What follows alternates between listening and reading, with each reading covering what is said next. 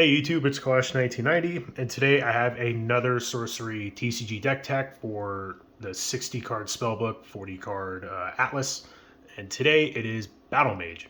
So I'm not really going to go into what Battlemage does and all that stuff. I've done that quite a bit in other deck tech videos that you can check out on my channel.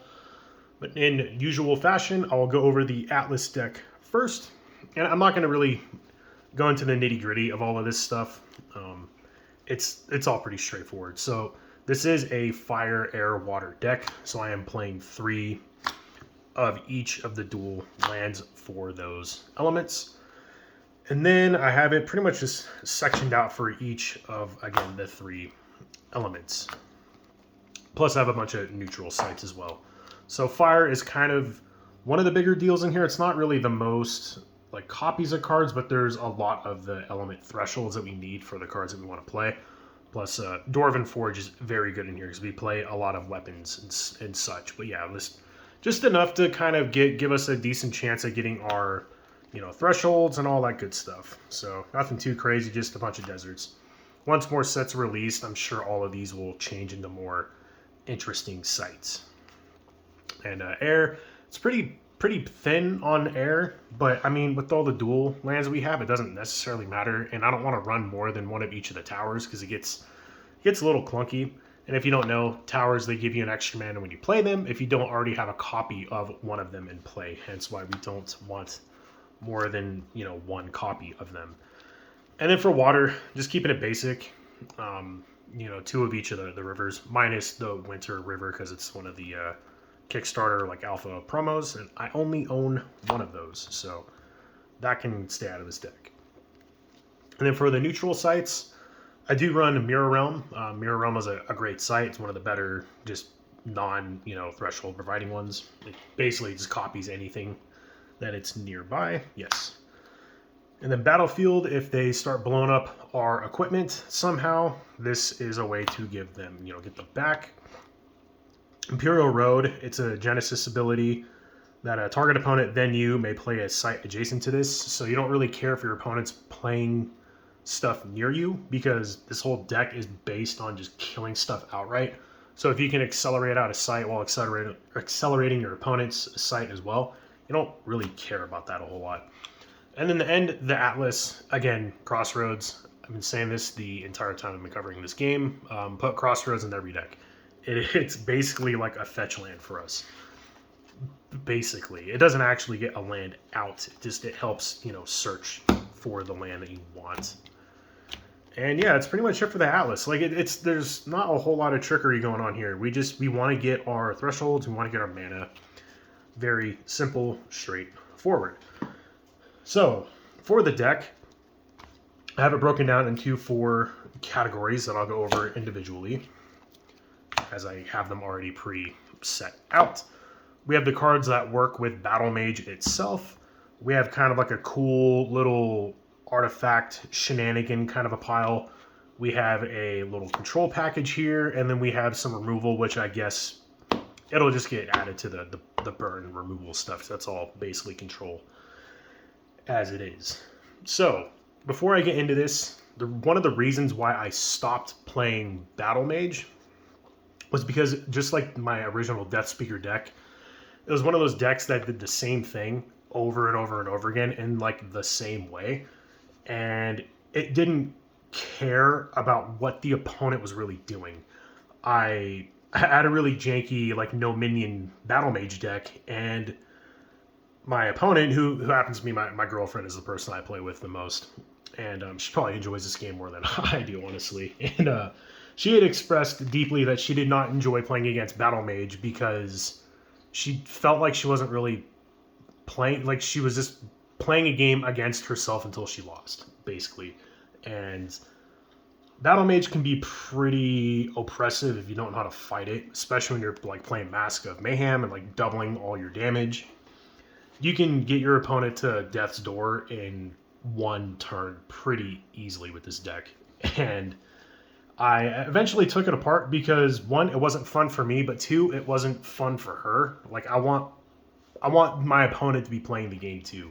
So taking it apart, and with the new announcement of the increased deck sizes, it was giving me a little more creativity to adding a bunch of other cool stuff that adds more interaction and stuff that I just initially cut because I was really just sticking to a single theme. So this is another deck that got kind of revitalized for me. So starting out the cards, play a Cerberus and Chains, just a good little guard dog for Battlemage. And then next is all of the artifacts that I think work well with him, which is Crown of the Victor. If they ever killed a minion, it gets +3 power. Mask of Mayhem says whenever a nearby minion can attack, it must, and then nearby strikes deal double damage.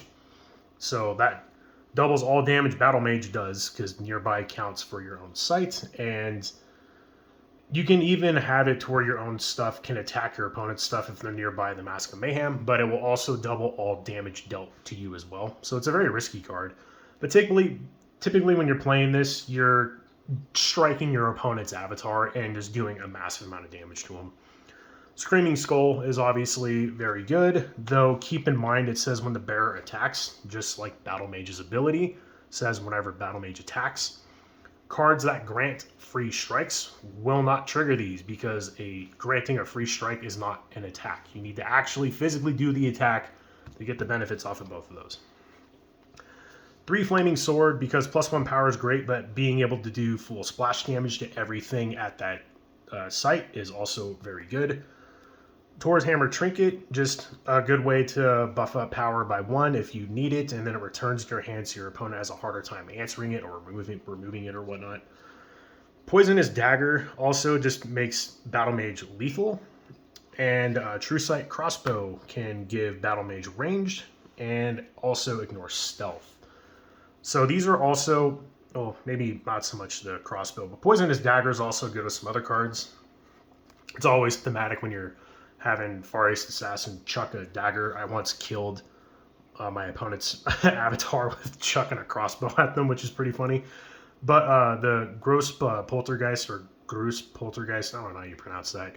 But it can animate an artifact, and then the artifact gains what it would give the bearer. So you can just have a lethal dagger running around, Flaming Sword doing crazy crap. So those are also very synergistic with those cards.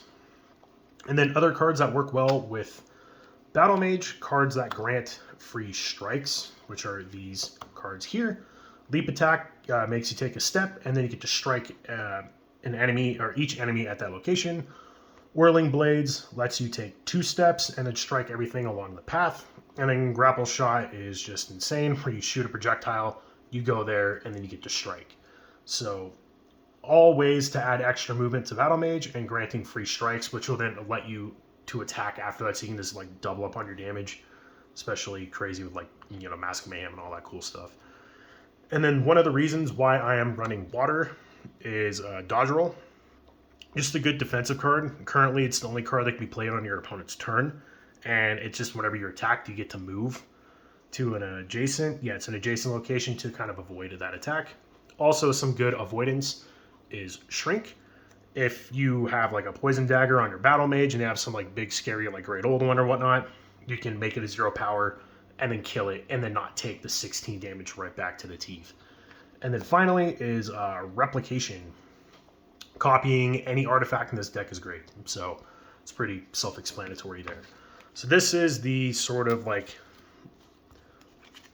package that works directly with Battlemage, with like the, you know, these can work with some of the other cards as well, but ideally this is all in here for Battlemage. So I'll kind of pile these out of the way. Whoa. And now we'll get into the kind of like a little side theme that we have for this deck as well. So we have Far East Assassin, which is a card I used to not play. Same with the Gross Poltergeist. I never really played these, and this new kind of format that we're going to be approaching to is led me to look at cards I hadn't played before. So Far East Assassin is a 2-cost, 2 power as stealth, and it can tap, and then Far East Assassin throws an artifact that is carrying the target adjacent unit. It takes damage equal to that artifact's cost. So that's pretty cool. We have some really awesome cards to do that with, to say the least. And then the Poltergeist It's a 3-cost, 1 power, so you have to be careful with this. You need to find a way to protect it. You know, this has stealth until it uses its ability, at least. But the Poltergeist can tap, and until this thing leaves the realm, you gain control of a nearby artifact and animate it. It's an automaton with power equal to its cost, and it has all of its own bearer abilities. So that's like the Poison Dagger, True Sight Crossbow.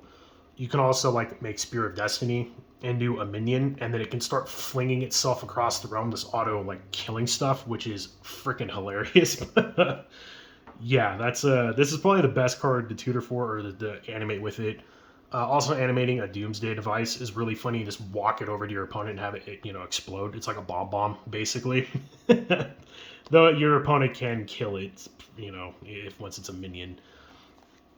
I'll go ahead and put these down. But yeah, Spirit of Destiny is the best part. You just tap it and it chucks itself. I'm pretty sure that's how that works. If I'm wrong, let me know in the comments down below. But I would still play this in here regardless because it is just solid removal. Gilded Aegis is just Aegis, I don't know. It's a good way to protect your Poltergeist. Just kind of, keep around a little bit longer. And then some good stuff to chuck with Far East Assassin is Drums of Doom and Maddening Bells. Drums of Doom is a 5-cost artifact, and it says damage dealt to minions nearby is lethal. So with Far East Assassin, it's doing damage and it's nearby, so you can just chuck the drums at something to auto-kill it. And then Maddening Bells, you can also chuck the Maddening Bells towards your opponent's avatar to make their spells 2 more, while also probably killing a minion as well. Or having the Poltergeist like animate both of these, and they're just causing havoc and all sorts of shenanigans across the realm. So yeah, this is kind of the package of cards that really added some life and variance to this deck that I was really looking for. And there are some very just fun like combos in here. Like I freaking love this card now that I'm like actually looking at it and playtesting it a lot. And yeah, the card's a lot of fun.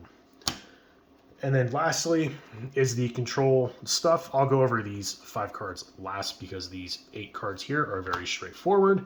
It is for Lightning Bolt and for Ice Lance. Basically, just burn. It's just a good way to kill your opponent's avatar when they're on death's door. Ice Lance, it's a projectile, but it pierces through things, so it's a little harder to hide from it. Where Lightning Bolt doesn't,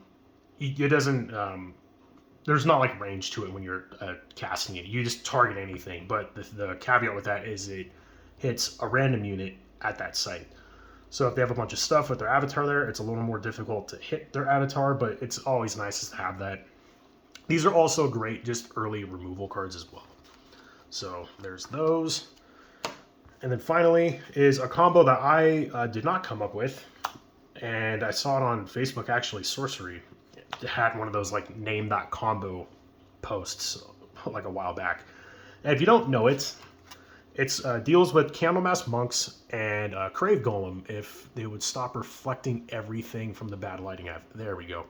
Okay, so Candlemass Monks is a 3-cost, 2 power, and it simply says Deathrite, proceed to the end phase. So when this thing dies, the turn's over. So you're probably thinking, why would that matter? Well, Crave Golem combos with it extremely well.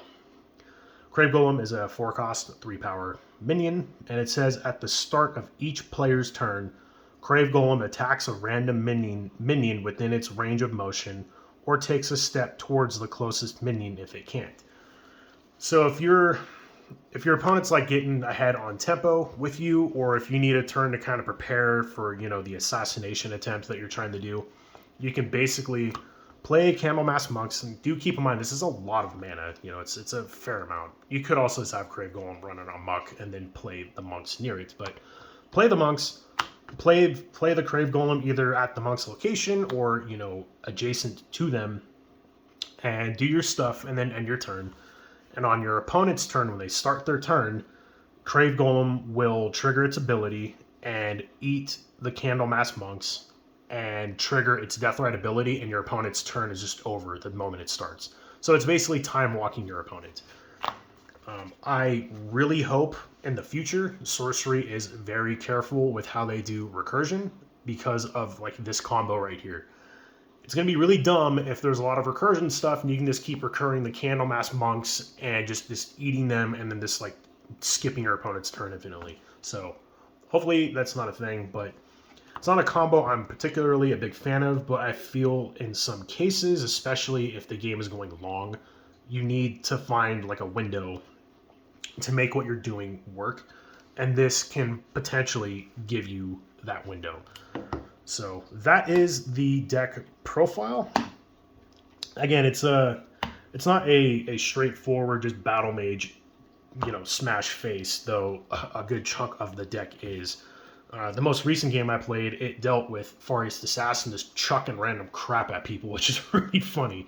I guess I should mention the Poltergeist can steal your opponents, if they have like the cores or Philosopher's Stone and they're being weird and getting near your dude, you can jack their stuff that way too.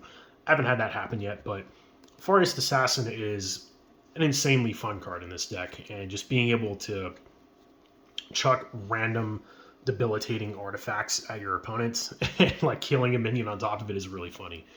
So anyway, that is the deck profile. Again, I am really enjoying this new deck size format. It's right, like I said in the last video, right when I thought I had everything figured out, they did this, and it made me realize I wasn't anywhere near close to being done. And we have our Arthurian Legends coming out like very, very soon. So it's about to get even more wide is the puzzle that I'm trying to work out. So if you like the deck, or if you have any suggestions for it, let me know in the comments down below. And yeah, before I ramble on too much more, make sure to like, comment, subscribe, and I'll catch you all later. See ya.